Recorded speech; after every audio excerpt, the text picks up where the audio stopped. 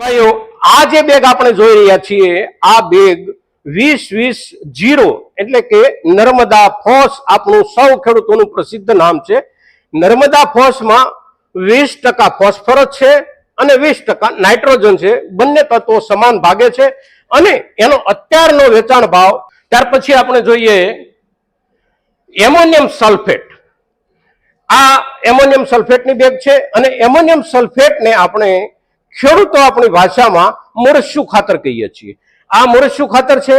મોરસ્યા ખાતરમાં આપણને જે બે તત્વો મળે છે એ બે તત્વો છે સલ્ફર અને એમોનિકલ સ્વરૂપમાં નાઇટ્રોજન હોય છે। મિત્રો તો આજના દિવસે અત્યારના સમયમાં સૌથી અગત્યની જરૂરિયાતના જે કાંઈ આપણા પૂરતી ખાતરો છે એના ભાવ વિશે આપણે જ્યારે ચર્ચા આ કરી છે ત્યારે આપણી આ ચર્ચા મહત્તમ